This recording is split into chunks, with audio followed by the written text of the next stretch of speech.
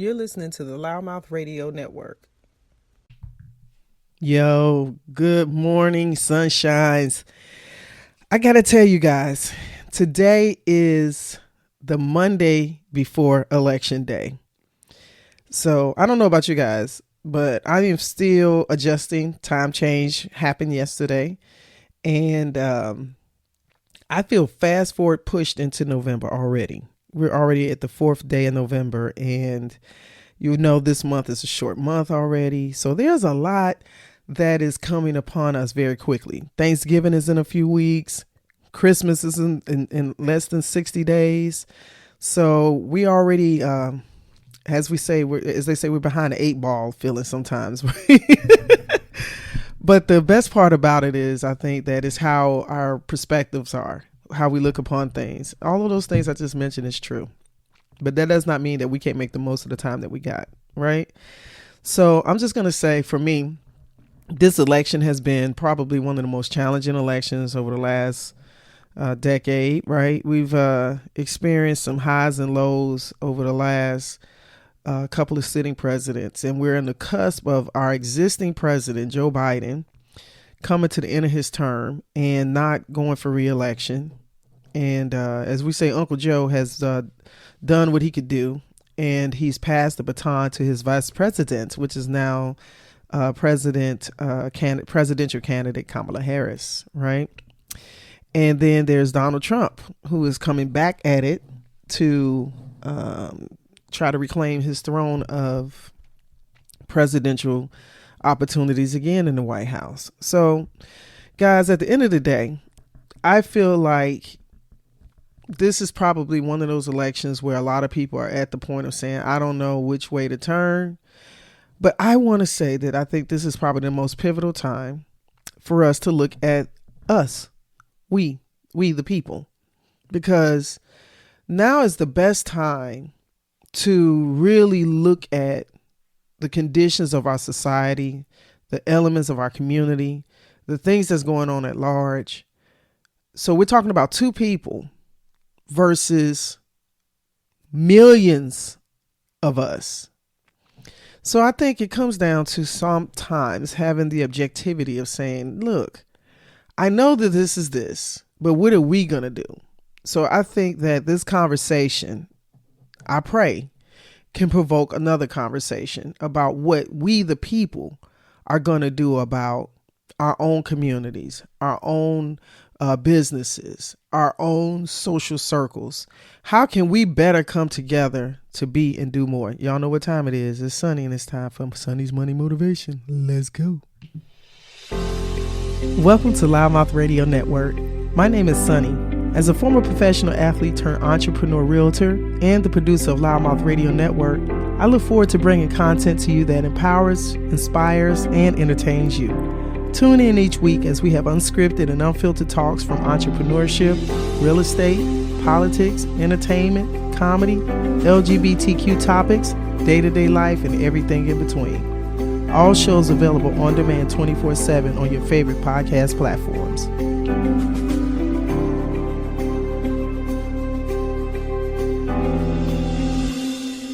Here at Wonderland Learning Center, we're located at 288 East Main Street in San Jacinto. We provide a safe and secure learning environment. We are now enrolling 2 to 5-year-olds with our preschool curriculum. We offer before and after school care. Breakfast, lunch, and snacks are provided. We accept all programs. We are open Monday through Friday from 6 a.m. to 6:30 p.m. Our website is wonderlandlearningcenter.com.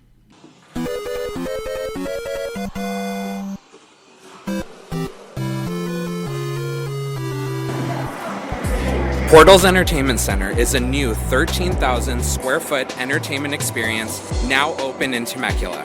Portals creates a space where your imagination can be set free. Step into an immersive entertainment center that will take visitors into one of our many attractions, which include 2 9-hole indoor mini golf courses, an immersive laser tag arena, a designated arcade space, a food service component, party and event spaces, and a hidden 21 and over lounge. Portals aims to give each visitor a unique experience, taking them to unknown worlds and experiencing an entertainment center like no other. Open 7 days a week, located at 26469 Inez Road in Temecula, California, in between At Home and Temecula Theaters. Come check us out and step into adventure.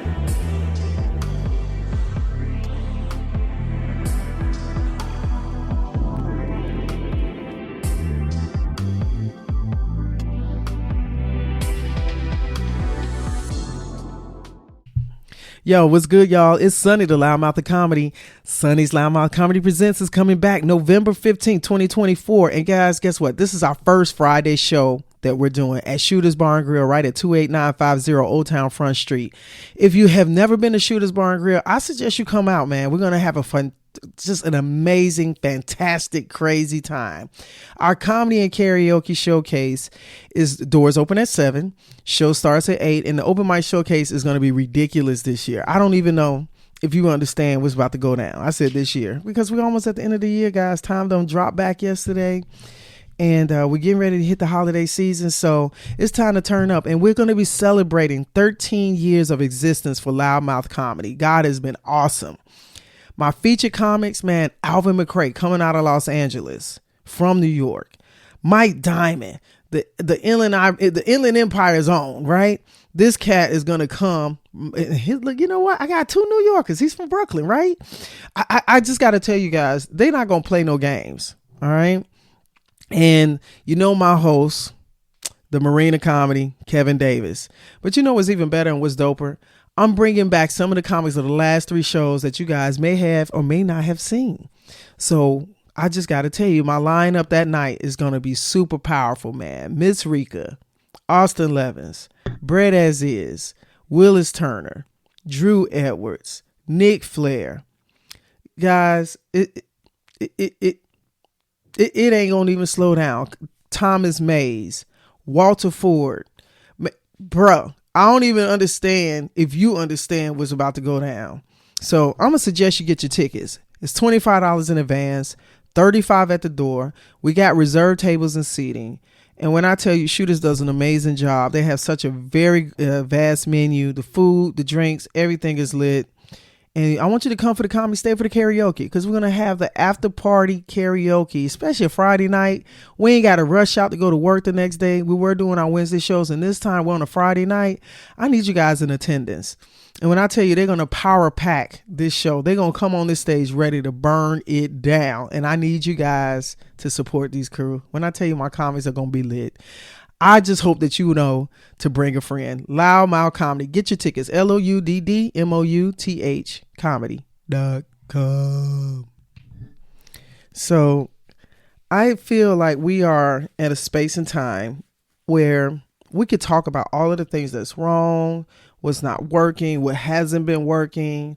I do honestly feel like there's a lot of fear factor that is in the realm. We're less than 48 hours away from finding out who is the next president. So naturally, there's these different levels of anxieties. You know, there's people who are in their positions as it pertains to their candidates, right? And because of that, there's this divide. You know, I think for a long time I used to really look at the capacity of us as a country, and I've had the benefit and the opportunity of living outside of this country for phases at a time. And I think it's so important that culturally we expound on just what we know domestically. And if you have an opportunity to travel internationally, I think it's extremely important that you do it. So important that you are able to come back to where you're from and have a different perspective. Because sometimes I feel like we're the most undivided United States. And I've been saying that for a long time. And I mean that because within our own communities and neighborhoods and in societal circles, we have so many conflicting things that sometimes are just distracting us from things that really should be more of a discussion, more of a focus, more of a, you know, look at our weather. Look at what's going on with our planet. Look what's going on in our neighborhoods as it pertains to our children. Look what's going on with food shortages and, you know, some of the prices and things. Like, there is so much more power that we possess as a people, right? And I'm not gonna lie, I've been on my soapbox and ranted and raved about, oh yeah, if this president's elected, that president's elected. You know what? I've had to really step back and say, wow, what, as a society, how are we doing better about grooming our own leaders and giving ourselves the most of our leadership opportunities? And because of that, we're subjecting ourselves to what we're allowing to be. So if we're going to play this game about who's doing what and who can do better, at the end of the day, that's not the whole. The whole is that there is a substantial amount of us as a society that has the ability to be and do more. I just feel like this election and this time period, we have been coming through a revelating. I think, if you're familiar with this term, we've been in the season of Aquarius. And so a lot of things have been revealed. A lot of things have been that the falsities of belief factors have fallen back. And this is becoming more of a time of accountability. And I think that what's happening is that we're failing ourselves so significantly. And instead of us doing better within our own abilities, and then when we don't get what we want to see in the bigger picture, we want to shoot the blame and point it at one individual, one essence, when in fact we could have been doing something to make it an easier situation. I gotta say that for 20 odd years, this is what, 2024. So for 23, at least 22, 23 years, no, it's actually been longer than that, about 25 years, I've been in this space and time about exercising the person that I know to be and taking that part of me and forming it into a business, into a platform or an existence that allows that the things that I desire can be obtainable for the world to interact with. So that's how Loudmouth became what it is for me. So I decided I wanted my connector ability, the resourceful abilities that I have to resonate and come from me as an individual to something that's bigger than me, which is my platforms. This radio network, how you hear my voice right now, this is an extension of my desire, my thoughts. How can I be more impactful? How can I be more? How can I give more? How can I give value to people? How can I give them something that they could take and use in their lives, and it could be something that could be powerful for them? So I've mentioned this before, but you may be listening for the first time. I have 3 core values when it comes to my brand: to empower, inspire, and entertain. And so everything that I have and that comes from me and out to the world is coming from those positions.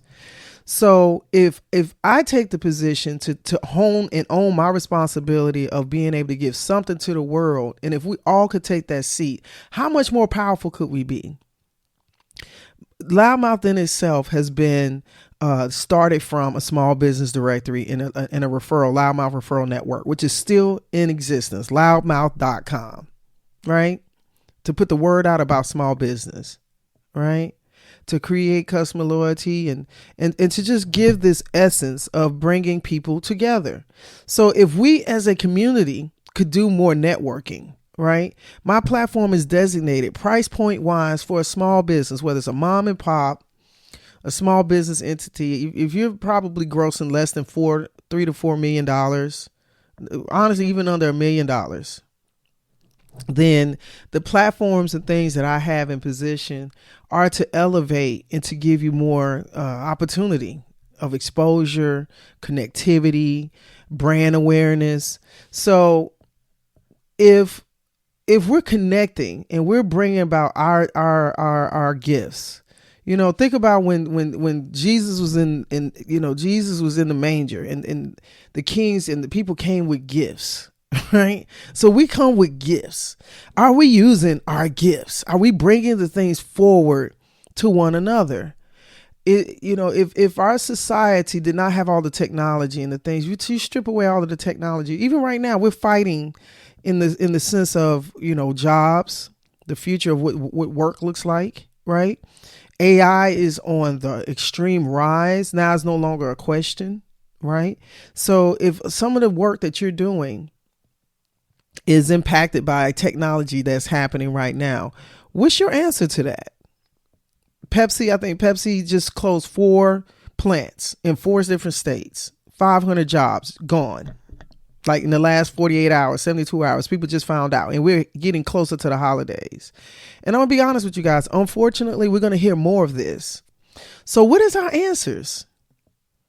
What are we doing other than complaining and bitching and moaning? What are we doing to evoke, some type of, elements that is increasing us? I think one of the things that's also a problem is that a lot of times we're only looking at what I. But when you want somebody to connect and put you on with somebody or something, you look to them for some resources. So are you also looking to them to support them in whatever they're doing? Or only do you look up when you want something, right? And I've even, from my own perspective, I have so many interactions of relationships I've had over the years. So for me, that's why I think, I look at Facebook. It allows me to be able to stay in the loop as people are, sharing certain things. And I know everybody's not sharing everything on the book or Instagram or TikTok, but there is a some aspect of something that gives enlightenment of what's going on in that person's day to day.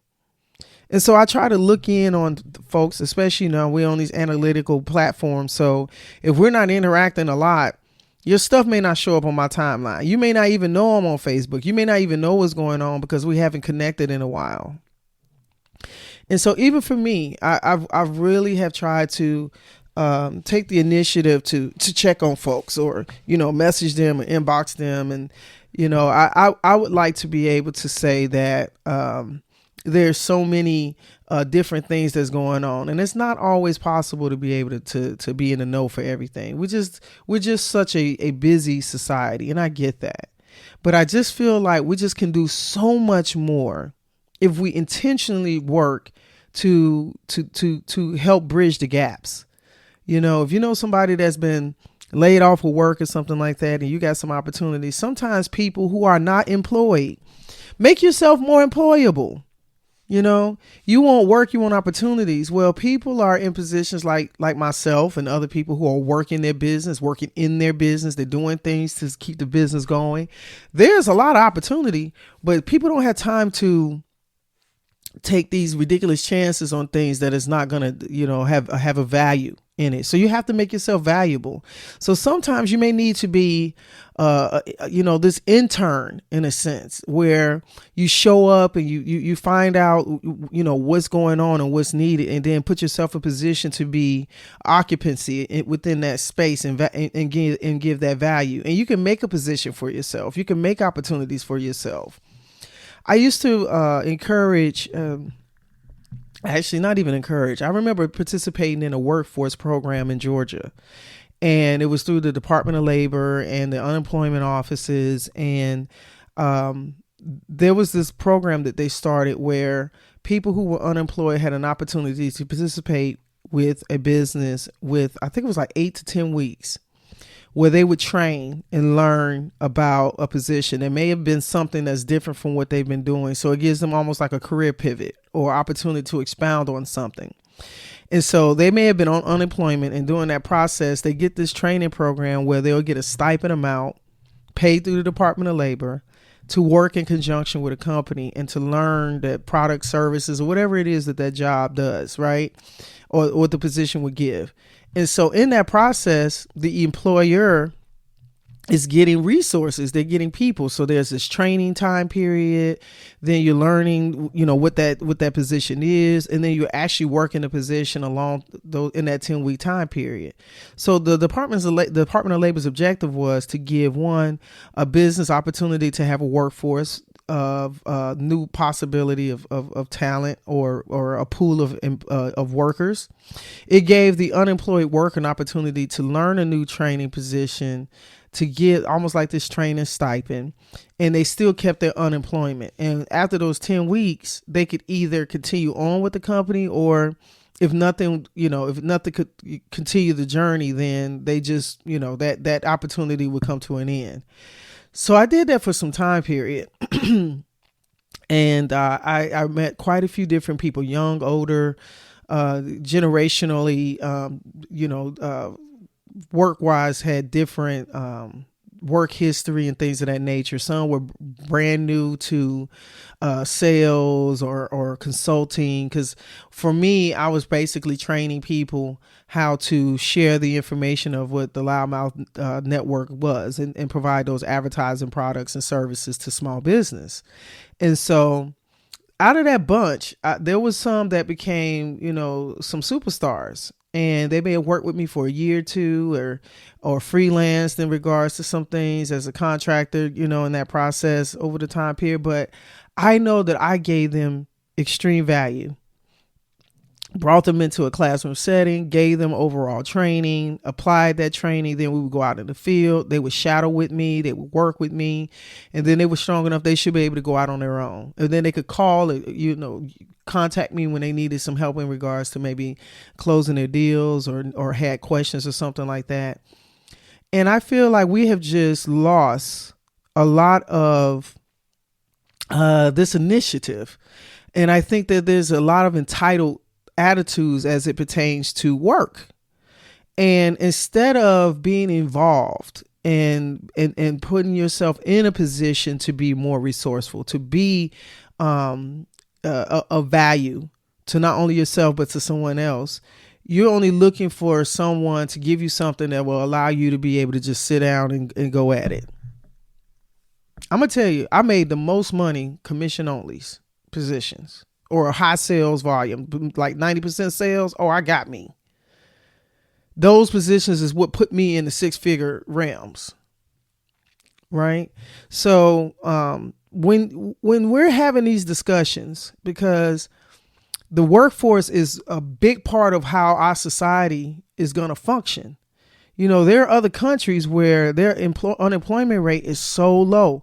This is one of the things where I have a lot of respect for Germany. I did a study abroad, and was in Germany and France and Sweden and Switzerland. And I had opportunities to see how these different countries were, going about their workforce and the things that they were doing.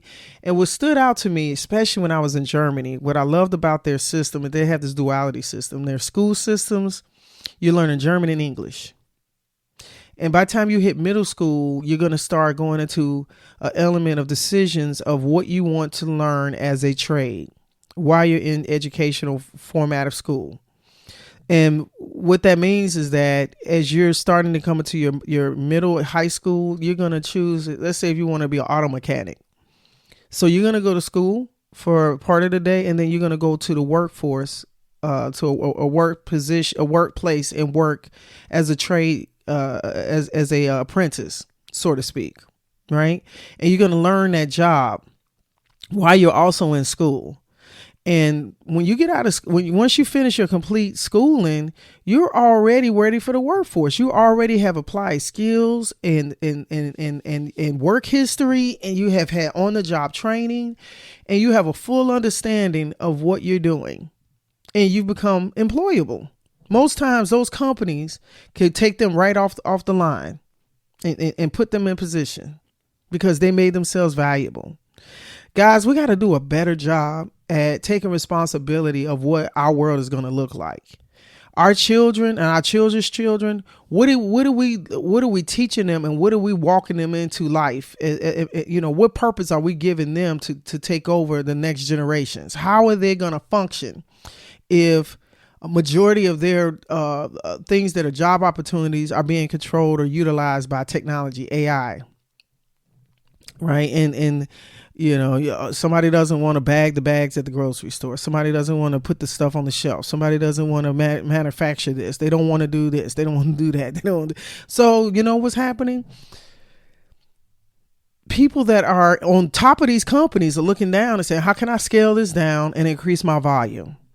How can I have a low tolerance of gaps of employee workers or production? How can I increase that?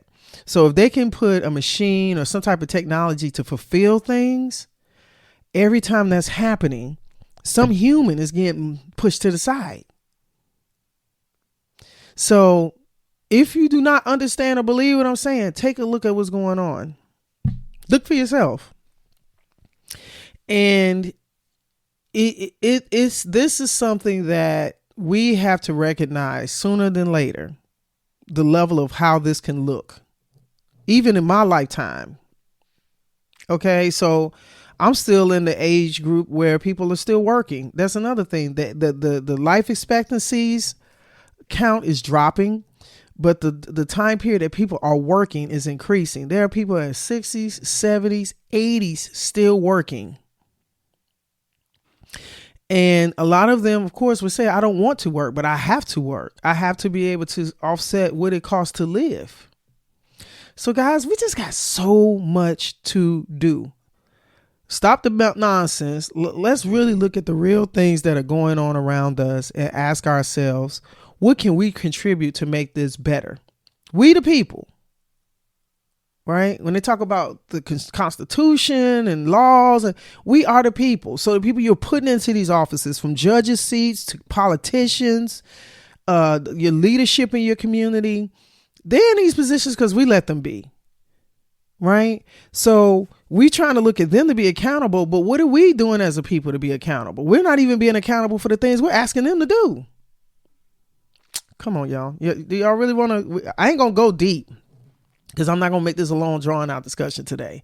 But I am saying that we have got to understand that the values in which we want to employ in our lives and our society starts with us. And if we're not doing that, we might as well just slide over and just let the world just do what it do, because that's what's happening. And it just becomes an issue as it pertains to the level of increase of our human race. I mean, we're just slowly diminishing our abilities to be more.